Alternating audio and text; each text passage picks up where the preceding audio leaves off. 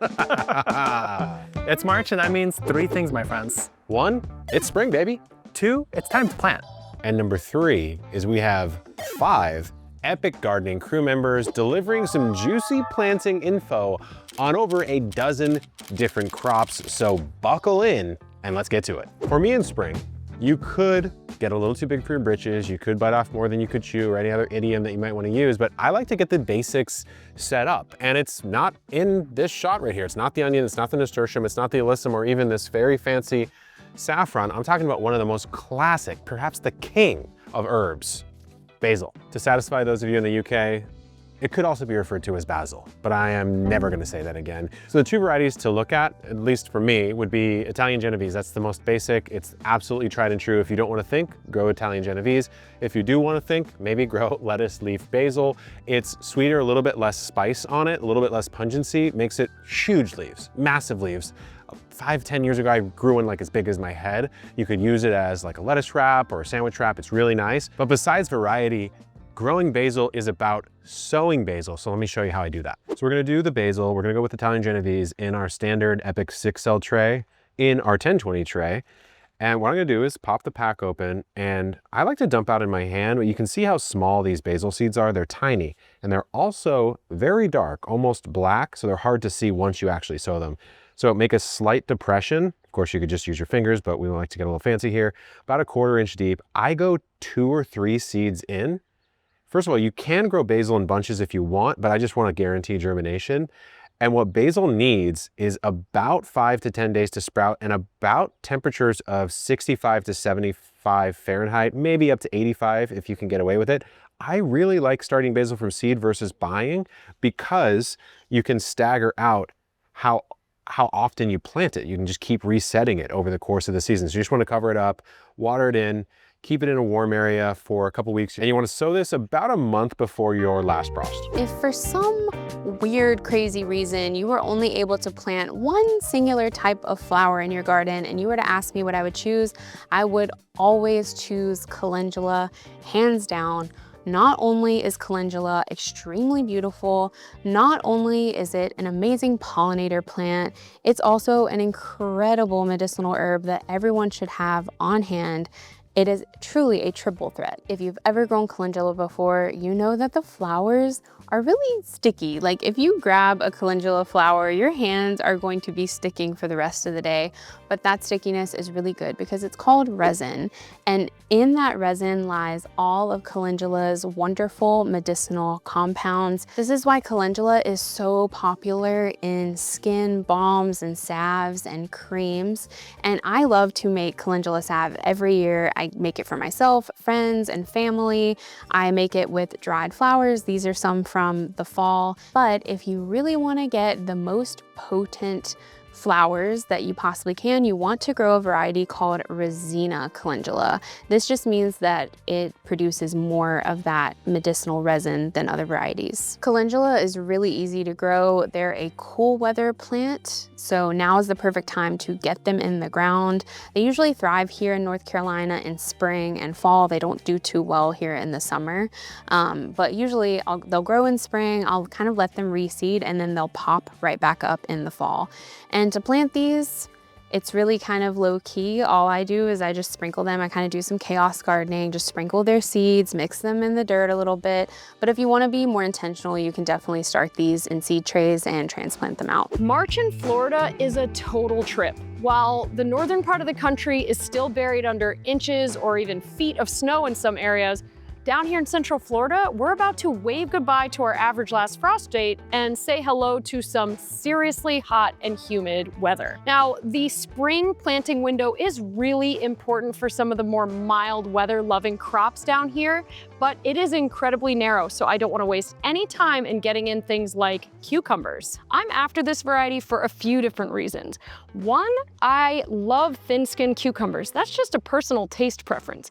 And two, It's a parthenocarpic or self-fruiting variety, which means I won't need insects in order to set fruit. I'm also interested in this variety because it is well suited to trellising up a string trellis, and I plan to trellis my cukes on the structure of the greenhouse, and I want to grow them up the string trellis. One of the reasons that I became obsessed with gardening all those years ago was that I'm really into homegrown pickles. I really love the lacto-fermented pickling process.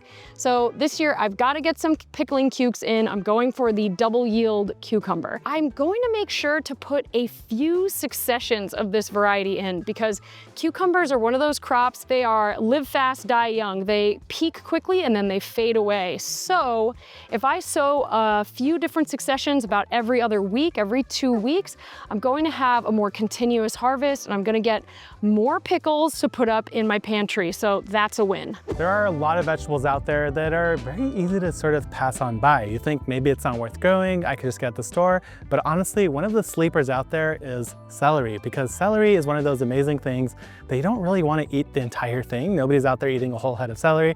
Unless you're juicing, I guess. But the real use case is you're generally just picking 1 or 2 stalks to make your mirepoix for your soups, your stews, and everything else in between. And that is the beautiful thing about growing celery at home, my friends, because you don't have to harvest the whole plant. You could walk out there, snap off a stalk or 2, and just use whatever you need for dinner that night. Now, it is a little bit tricky to get started, so let me share some of my tips. The 2 varieties of celery I chose today are Marengo and Utah. Now, both of them can be used just like celery normally would, but the nice thing about Marengo and the reason why I'm choosing that one is because it has a much faster days to maturity. One problem with celery is that as soon as it gets hot, it really starts to flounder, so you want to get ahead of that hot part of the year, and that is exactly why I'm choosing Marengo. But Utah is a classic that works really well for colder climates, especially as you go later into the fall. Now, the thing about celery seed is that you've probably seen it before because it is a very common pickling spice. Oh. There it is. So in this case, obviously you've never seen this seed before because this is a pelleted seed. When seeds are really small and actually expensive, they are generally pelleted, so you could very easily select out just one seed that you need. Actually, just drop that one. So what we're going to do here is put 2 seeds in each cell. Since it is a plant that takes a long time to germinate, we're talking 10 to maybe even 30 days, you want to usually hedge your bets, and by doing multiple seeds you have a better chance for success. Now, one tip about celery, it's not required but apparently it does help with germination, is that it has some exposure to light. So you don't want to fully bury these. Instead, what you want to do is just kind of press them deeply into the soil so they have solid contact. But honestly, a little bit of soil over the top, even something like that, is just fine. Hello everyone, my name is Katie Krejci from the Homesteading RD, and I am out in my garden at the moment. I'm a Zone 4A Minnesota gardener, so if your garden is under snow like mine is, I'm your gal. So as you can imagine, we are far from planting. My last frost date isn't till about mid-May, but there are still a few things that I'll be doing in March to get ready for the upcoming planting season. So starting seeds indoors is absolutely key when we have a short growing season like I do. So we really want to get a head start on those seedlings so that it is go time once we can finally plant, so that hopefully we can harvest before the next freeze comes. So my first pick is something that is an absolute staple for us up here in Minnesota. It's very frost tolerant, which is great when we end up getting those late frosts or an early frost. It can kind of hit us on both ends. The other thing that I love about this pick is that it preserves very well. And that plant is the Bellstar F1 broccoli. I have been growing this variety for many, many years, and I always get huge, beautiful heads. It's gonna mature in about 65 to 70 days. And it just loves our cool summers. We get a lot of moisture, and I love that it freezes super well. And freezing is kind of a great entry-level food preservation method for anybody. You probably have a freezer, so this has just been so great. I'm gonna be starting these seeds around March 23rd, so that'll give me a 6-week window before my plan to plant. So I like to plant in early May, which is before my last expected frost, about 2 weeks beforehand, and that's okay because this is a frost-tolerant variety. We'll see how the spring goes, but that is my hope. I'm hanging out here in my allium alley. Garlic, onions, leeks, all of them are in here. But actually, what was in here last season is my pick for March. And that, of course, would be the wide world of peppers. It's a good idea to get your peppers started right now, pretty much no matter where you live in the United States, or at least in the Northern Hemisphere, because of how long they take to germinate. 10 to 25 days and you want to size them up a little bit before you get them out in the garden. They're in the family, the solanaceous family, which tomatoes, peppers, and eggplants are all in, and they're sort of in the middle of the pack as far as how much they like heat and light exposure, and they're also just slower to grow than something like a tomato. Eggplants maybe on the same page, but regardless, I love getting my peppers in seed cells ASAP in March. Sometimes for me, actually, it's a little bit earlier. I'm gonna talk about 3 varieties for you. If you want something fun but also basic at the same time, maybe try the Orange Sun Bell. I've come around. I think bell peppers, I used to say overrated. You can go get them for 99 cents at the grocery store. Now that price is a lot higher, and also you can't get the Orange Sun at the grocery store, even for 99 cents, let alone $2. You have to grow this one to get it. Then if you want a reliable, kind of big producer, I'd go with the Megatron jalapeno. We had huge success with this last year, pun intended, of course. It's a massive jalapeno, almost no growing issues whatsoever. The kind of sleeper fun pick, it's a pepper that both Jacques on our team and myself really love, is the Pequeño, but it's a twofer because it's the Pequeño red and yellow blend, and I'll show you in a moment how you can tell the difference. But these, if you've ever been to like a Trader Joe's or gotten these like pickled peppers in little fancy jars, like they did in the 90s when we all had that like Tuscany, Italy style house, and you put them in the jar and you never ate them, that's Pequeños. Pequeños can be in that mix. They're these tiny little ones with a sort of weird little spike at the bottom. They're very fun to grow, very prolific. Eat them fresh, or you can, of course, do them in a pickle. So let me show you how to sow these. So here you have it, the Pequeño red, the Pequeño yellow, Pequeño meaning little beak in Portuguese. You can tell because look, that looks like a little bird beak. So the cool thing about this is it's a mix. This will plant about 20 individual plants, but if you look really closely, you can see that some of them are red. So all of these pepper seeds are going to start green and mature to either yellow, being the natural colored ones, or red, being the red colored ones, and that's an organic dye. So let's talk about how to actually sow these. Again, I like to come in, I bury my peppers, I don't know, maybe 1/4 of an inch deep, maybe slightly deeper. Of course, if you're doing a blend and you actually care about which ones you're getting and you don't want to throw it to the whims of chance, then pick the red or the non-colored one. But you just come in like this. I tend with peppers to go just 1 seed per hole because you get a little bit less in a packet than you might with something like a basil, and you do want temperatures of about 70 or so Fahrenheit to germinate. You want to start this indoors, ideally about a month before your last frost. For a lot of you watching, that is going to be right now. If you've ever grown mint, you know it thrives almost a little too much, but that's what makes it such a beginner-friendly plant. You just have to be careful about where to plant it. The way that mint spreads is super sneaky, so it sends out these underground incognito runners that you can't even see. And so next thing you know it, a plant's popping up over here, it's popping up over there. It's popping up many feet away from where you planted your first plant, and you're just like, what is happening right now? So that's why it is best, in my opinion, to always plant mint in containers so that you can actually contain where it's spreading in your garden. My favorite way to eat mint is actually just fresh in the garden. What I like to do is I'll take a large mint leaf and I'll put in a blueberry and a strawberry when all of these things are coming in at the same time, and I'll make like a little mint fruit taco. And if you've never tried that before, you must. It is so good. But you can do all kinds of things with it in the kitchen. You can make syrups, you can mix it into desserts, and then for medicinal purposes, it's really great as a tea. It has been known for centuries to help with digestive health, so a lot of people all around the world will typically have mint tea after a meal to help with their digestion. If you're really eager to grow mint, you can always pick up an established plant from your local garden center, but it's always really easy to start from seed as well. What I like to do is just take a container and just sprinkle my mint seeds, and before you know it, keep it well watered, you'll have mint in no time. Melons are one of the most delicious and rewarding crops that you can grow in Central Florida. They grow really well in the spring window when started in March. I have trialed countless varieties in the years that I've lived down here, looking for the perfect ones for my region. I've had varying degrees of success, as it is with trialing. Some of the varieties that I really love are the super early to mature varieties. This is because the disease and pest pressure in the spring in Florida is super high. And even melons, which do love lots of sun and hot temperatures, will start to peter out in the late spring and summer here in Florida. So the best bet is to find a variety that has very early maturity and sow it as soon as your average last frost date has passed, which is usually around early March in my area. I love the apple melon or any of the thin-skinned Asian type melons that typically have at least 10 days or earlier maturity than the other types of muskmelons out there. They're delicious. They're usually a little bit more mild, crispy, and juicy.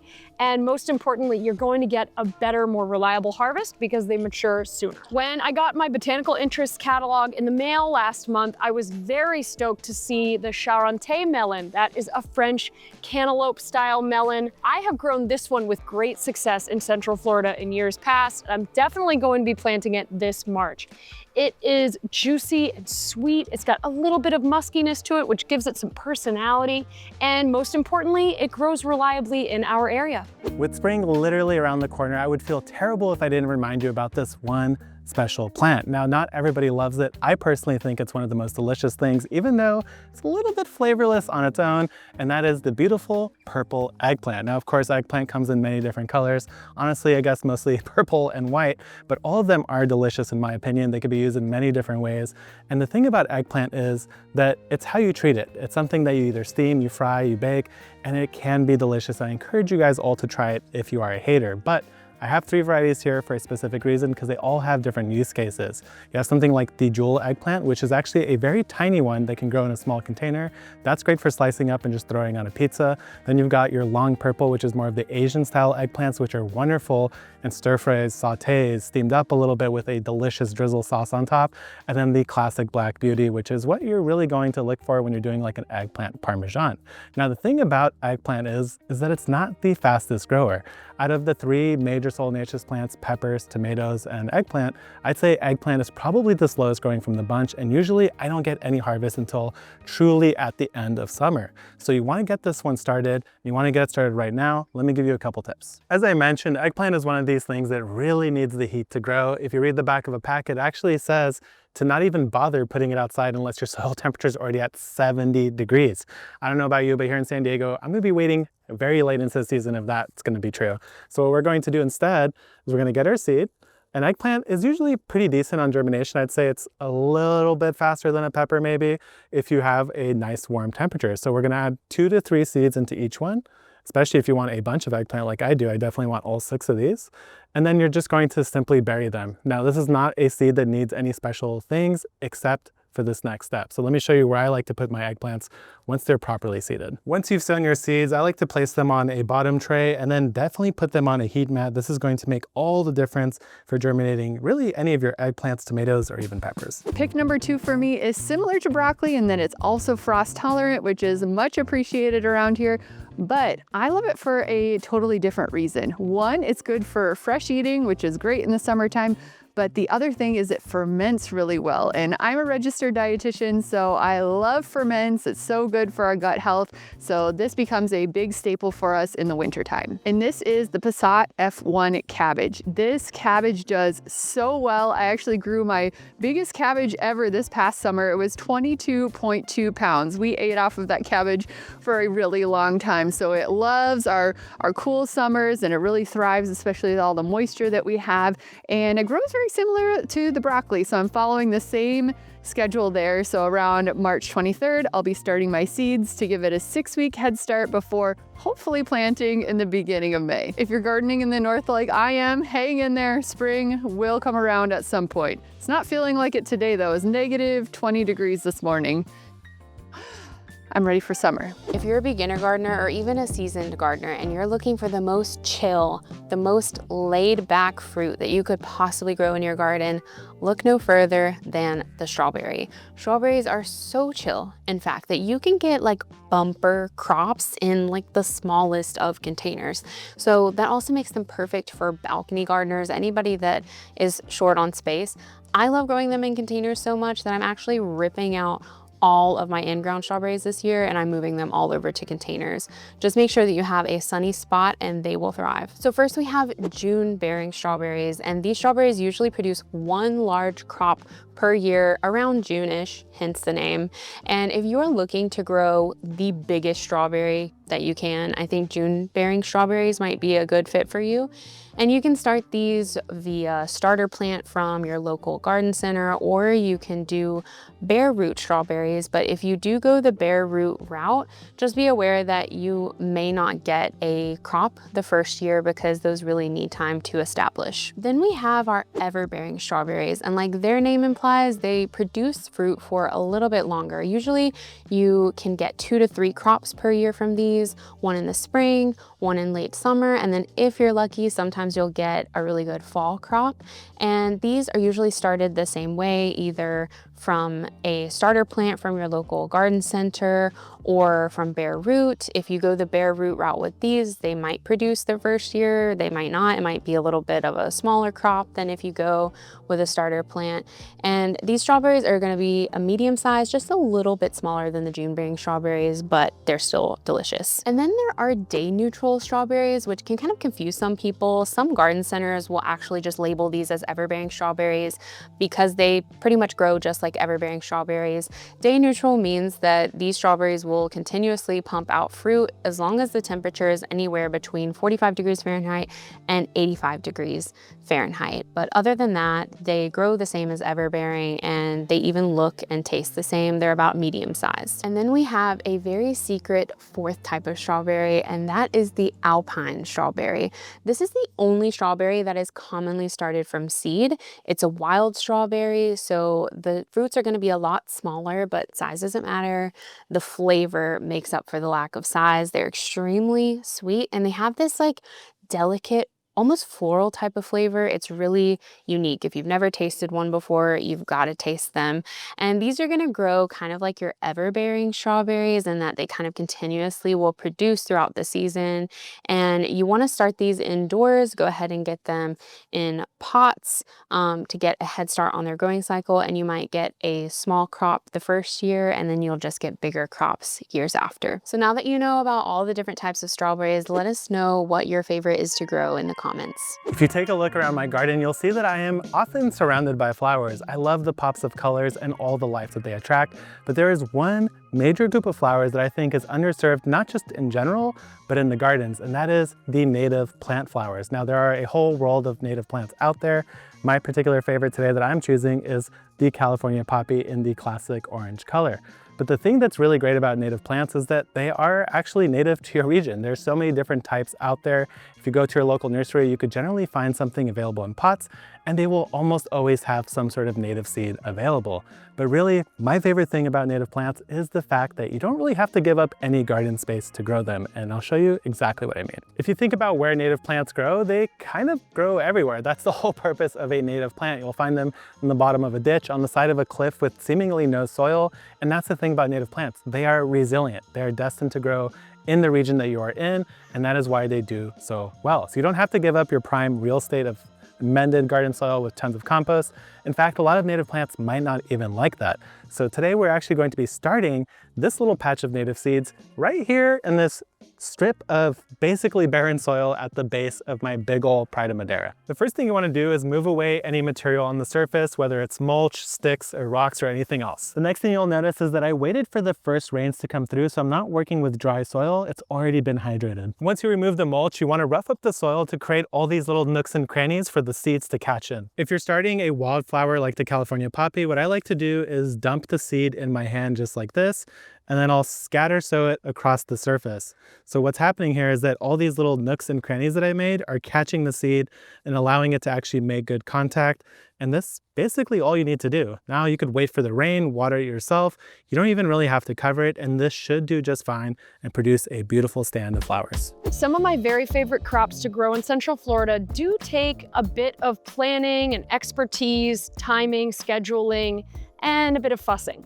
If I am looking for a crop that's going to thrive no matter how much heat and humidity and neglect I throw at it, okra is my top choice. Now, for many of us growers in the South, The challenge is not in growing okra, and it's more about how to use it and how to learn to love that unique texture. Okra is definitely one of those love-hate kind of veggies. You've got people staunchly on either side of the line of that debate. For me personally, I love okra, but the first time I tried it, I was slightly off-put by the slippery texture of the pods. That was until I learned about the significant health benefits of that slight mucilage texture of the okra pod. It's really great for your digestive health. So once I had a perspective shift, I actually really embraced okra, and now I've found many recipes that I really like, and I eat it regularly, and my family really likes it. Here's a helpful hint when harvesting your okra pods. Go for the smaller pods. Make sure to catch them when they have just emerged and dropped that flower bud. Okra pods that are sized smaller are going to have a more crisp and less slimy texture. One way to test is take your okra pod and try to bend the tip of the pod. If it snaps, it's going to have a nice texture, not too slimy. If the okra pod has gotten large and the tip just kind of bends over when you smush at it, that's going to be more woody and fibrous, and it's probably not going to be the most beginner-friendly, delicious okra. It might be a little bit rough around the edges. My last pick is one that unlocks my other two picks. If you can grow this, you can pretty much grow anything in the garden because it is one of the more complicated yet beloved plants to grow. So many different styles, so many different varieties, and of course, I'm talking about none other than the wonderful world of tomatoes. We've done a million videos on tomatoes, and if you want to see very specific guidelines, I suggest you check those out. But I'm going to give you 3 suggestions on varieties and then show you some tips and tricks on how I like to plant them. One for sauce, San Marzano makes it to the top of anyone's list. I would grow this, or maybe I'd grow the Amish paste. That's another good variety, but you just want one with a little bit less moisture content, a lot of flesh you can kind of cook down into a beautiful sauce, and San Marzano takes the cake for that. It's blend season for me here in the garden. If one pack gives you 2 suggestions, I feel like that's a pretty solid choice. So I have my sauce tomato in the San Marzano. I'm gonna now suggest the Brandywine. This is the red and yellow blend. So the Brandywine tomato is a classic heirloom tomato, amazing flavor, and with this pack, you're gonna get a yellow and a red. You're gonna get 2 different choices. These guys can grow up to 2 pounds. So this is your heirloom slicer. Have it with some mozzarella, whatever you want. And then I've got the cherry choice, or maybe the sandwich slicer choice, but you could eat this one like a cherry if you want to. The Artisan Bumblebee blend. I'm gonna just read the packet for you right here. Just take this in. Pink, purple, and sunrise bumblebee tomatoes make up the sweet and tangy blend. Each tomato is striped. No 2 are alike, and mixed together, they are stunning, juicy right off the vine or in a salad. So those 3 picks, or some variation thereof, a sauce, a slicer, and kind of an all around, you really want to have at least those 3 types of tomatoes in your garden. So now let me show you how I like to sow them. Let's do the Brandywine, the red and yellow blend. First of all, look at the cross section. That's what you're getting when you're growing a Brandywine, this beautiful sort of textured, juicy cross section. And honestly, you're talking about juicy, look at that angle right there. I'm a little ashamed to even say I like the look of that, but let's take a look here at the seed. It's a similar situation to the peppers that I showed you, where you have an organic beet dye showing you which one's gonna be red, which one's gonna be yellow. You can see that the seeds look somewhat similar to a pepper because of course they are in the same family. I'm gonna come in with some fingers here. You wanna put these in seed trays, I would say about 4 to 6 weeks, maybe even up to 8 weeks before your last frost, especially in a cold climate, because you can nurse tomatoes in a greenhouse or a windowsill for quite a while before you get them in the ground and get a big head start on the season. Again, with tomatoes, these days I'm going 1 per hole so I don't waste the seed, and I'm covering them up about 1/4 of an inch deep. I'm going for about a 70 degrees Fahrenheit germination temperature here, which means in a tray, indoors, in a sort of seedling heat mat is a good way to do it. And you'll have these Brandywine pretty soon. March is the season to get hyped about the garden. If you're not hyped, hopefully this video helped out. And I have 3 things to tell you at this point. Number 1, if you are still a little bit overwhelmed with different varieties, check out the Epic Gardening seed line. It is the sister line to our Botanical Interest seed line. There's only 40 varieties in it, and they don't overlap with Botanical Interest. They're new varieties that are designed exactly for a beginner who's feeling overwhelmed. Just 1 or 2 suggestions per crop. Don't have to think about it. You know they're going to work. Number 2, if it's still cold in your climate and you're looking for a way to kind of get involved in the garden, but you can't really get out there yet, check out our garden planner. It's gardenplanner.epicgardening.com. You can actually draw out your exact garden to the inch or the centimeter, drag and drop in different beds, including beds that we offer in the exact dimensions that we offer them. And you can even drag like seedlings that you're planting out in a particular area, and it'll auto-calculate how many seed packs you might need if you don't already have them. So we've tried to put as many tools in your hand as possible. And of course, the third one is thanks to you guys for supporting Epic and watching all these new faces show up on the channel. You know, over 10 years ago when I started this channel, it was simply me messing around in, I think, 5 living spaces ago and a small condo. And now here we are in this beautiful backyard, and we have growers from around the country trying to help you guys learn how to grow better. So thank you for giving them the grace that you've given me in watching our channel. Hopefully a lot more to come from all these new faces. We'll see you next time. Good luck in the garden and keep on growing.